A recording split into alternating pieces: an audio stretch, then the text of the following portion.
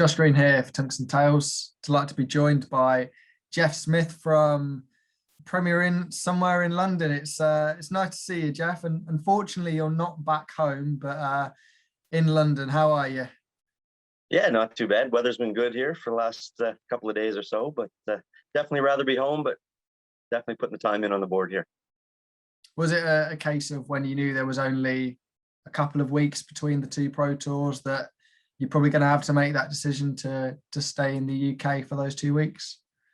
Yeah, it all just based on restrictions, really. I knew if I went home, I'd be away from my family anyway, because I would have to self-isolate for 14 days. So I can do it in this hotel or that hotel. This way it saves a flight, and Justin Trudeau's $1,200 hotel fee to go home. So figured I'd stay. I mean, I know you've spoke about it before and fairly recently about what you've had to go through with the hotels. I know it was a real minefield at the last Pro Tour, and I can't remember how long you said you spent in isolation in the end, but it's not been easy, has it? No, and like I said, every week seems to be a different curveball coming at you. So like I said, hopefully light at the end of the tunnel. The vaccines get out and everybody's done, and hopefully all borders will ease up. So including Canada and here. So hopefully. I mean, how long were you in isolation? Sort of what did that entail inside the hotel? Yeah, it was a different situation last time. I flew into Toronto the first time, and it was 3 days in the hotel. And basically it's till you have received a negative test and you can continue on to your destination. So which required another flight for me. When I got home, that's another additional 14 days. So you're looking up to 17 days. The last Pro Tour in Germany, our provincial government on top of the federal government also put a hotel quarantine on. So that was the first 2 days. I was kind of thrown for a loop, because I was wondering, okay, how am I going to get home? How am I going to afford this? Because I've one provincial quarantine was $1,200, and then the federal was $1,200. The provincial was $1,600. So it was going to cost me almost $3,000 just to go home, and knew I had to come right back again. So, but anyway, I think the restrictions are easing up once you have your 2 vaccines. Unfortunately, I've only had one, so I'm going to have to do it one more time, I think. Yeah. And then hopefully all normal after that. Well, we've all got our fingers crossed. And you say it cost you around up to £3,000 to do all the isolation and everything that you had to do. You went around that at the last Pro Tour, and I'd say that would be considered an average sort of 4 days work on a Pro Tour. You look at the financials there, it's very, very tough, isn't it? Yeah, you're basically looking, it's costing me to play money in the PDC, but the end goal is to make sure I remain in the PDC, because going back through Q school will be a lot tougher. So might have to sacrifice a couple of these events to make it work in the end, but I'm willing to do it. And just touching on the Pro Tours, the last Pro Tours around a week ago now. I mean, how happy were you with what you saw? You didn't go in with the greatest form, but you showed plenty of grit up there, and there were some definitely improved performances.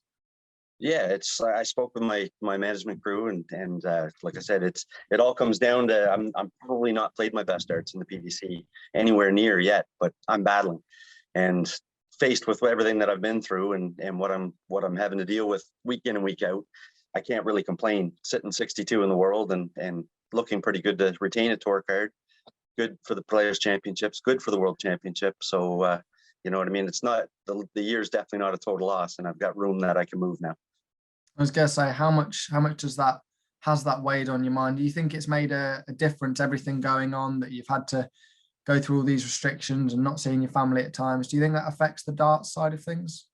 Yeah, big time. Like I said, for me to have to be stuck in a hotel here when I could be sitting home on the couch with my wife and kids, you know what I mean, for 17 days. But it is, like I said, you're cooped up, and with the restrictions changing week on week out, I spent a lot of nights up till 3-4 o'clock in the morning trying to research how I was going to get back home or what my options were. So it is what it is, and like I said, it's almost done. So hopefully we can kick on after this next trip. So do you have to try and take the positives you can and use it as a bit of motivation? You know, when you're done with these Pro Tours, you can get back and see your family, and there are things to look forward to when you get back to your family.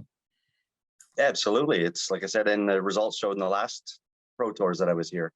You know what I mean? I was through each round except for the last day. Martin Atkins kind of got me in the end there, but like I said, I battled. I put some money on the board, and there's a good opportunity that I can carry on, and you know what I mean. Have a good TV tournament, and next thing you know, you're shooting up the rankings. So I'm actually in a pretty good spot from where I'm at. Yeah, I was going to say, you said 62nd in the rankings. We all know the top 64 is the dotted line you want to be above, and you are sat there right now. That could all change. There's still plenty of time in the year, but from where you are, you're in a good position. I'm sure once, hopefully, the card is retained, there will be plenty of time to kick on and use the momentum you've got from these last 18 months, 2 years. Yeah, and that's always been the plan. Like I said, a lot of guys that are ahead of me are still defending money, and I've got a free roll to the end of the year. So if like I said, any results at all is gonna keep me bumped up that list, and then I get a new year to reset and really attack it when the conditions are right. Yeah, and obviously the prize money is so top heavy, as we've seen before with the majors, particularly the World Championship. Just a first or second round there can really shoot you up the rankings if there's players that haven't qualified for that event. I'm sure that'll be a big goal for you to get to the World Championships again. I'm not sure what routes are available to you this year, but is the World Championship a big aim? Absolutely. I think Pro Tour Order of Merit, I think I'm sitting 10th or 12th as of the last couple of weeks. So I'm in pretty good shape for that. I'm up above that 10,000 pound mark this year. So like I said, possibly already in it. And if not, I've got a few events here that I got in my back pocket to qualify me. So, you know what I mean? A couple more rounds, and you never know. We could have a good run there. And like I said, 62nd could turn into 32nd pretty quick. So yeah, could indeed. Do you know what the other routes possibly are? Do you know if there's any Canadian qualifiers? The CDC Tour, are they having qualifiers this year because of everything going on? It's all a bit up in the air still. We're not too sure. Yeah, it's kind of undecided yet. I know the Americans were having one in July, but Canadians, with the border restrictions, they're closed. You can't travel to the US. So I think they're actually going to split that tour again this year. So it'll be probably something similar to what they had last year. Because even with Canada, certain provinces have border restrictions that you can't go from one to the other. So it's going to be a difficult one-off, but whoever does possibly may have to end up quarantining. So if it's later on in the year, it may be open. So hopefully they can get everybody out, not have the turnout that they did last year. Yeah, it was a little bit disappointing, but again, you can't really point fingers at anybody because of the situation in the world. But if it was better, would you hope to see a much stronger field and a much stronger names turning out for such a qualifier? Because there's definitely some names there on the tour that we've seen that can challenge the best.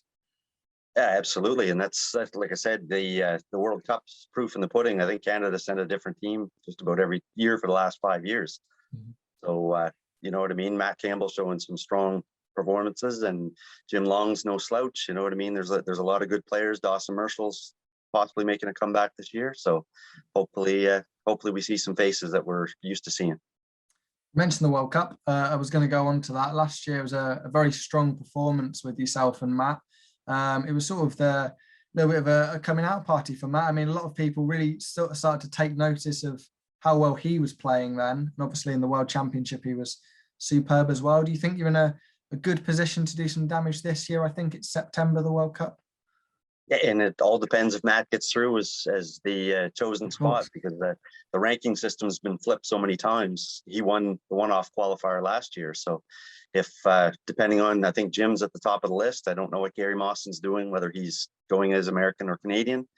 And you know what I mean? It could definitely tighten up at that time. So whoever it is, I know I'm guaranteed I'm going to be playing with a very good player. So, and I get along great with all those guys. So looking forward to whoever it is. We'll be sharp. Is it an event you particularly look forward to? Obviously, everybody looks forward to the World Championships, the World Match Play, but there's something special about representing your country, and we know you do that very proudly, as many of the other players do. Yeah, we've back in Canada and I guess North America in general, a lot of our leagues and stuff are all pairs, and we're used to playing that type of format. So when you have somebody else's best interest on your mind, it puts a little bit more pressure on, but it also makes it a lot more fun too when you get a win for somebody else. I didn't realize you played a lot more pairs. I mean, I know in the county leagues here and super leagues and things, you don't see a whole lot of pairs over in the UK, but I'm sure that does make a difference if you've played with your partner before and you know how the pairs rhythm works, because it can be a totally different game to singles, can't it? Yeah, 100%. And like I said, our leagues back home, they're 99% pairs events. So that's what we're used to playing, and you know what I mean, outside of our ranked tournaments and stuff, that's when you get into your singles. But it's something that a Canadian is definitely used to playing, that's for sure.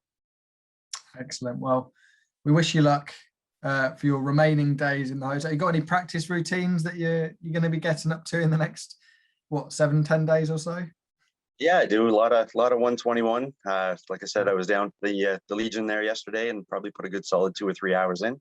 Mm-hmm. And but on the other hand, my pool games are actually getting a lot better as well. So we got a few more days to kill, but I'm sure I'll put some serious hours on the board from now to then. Brilliant. Well, thank you very much for your time, Jeff. Wish you the best of luck, and hope all goes well at the next Pro Tour. Great. Thank you very much, Josh.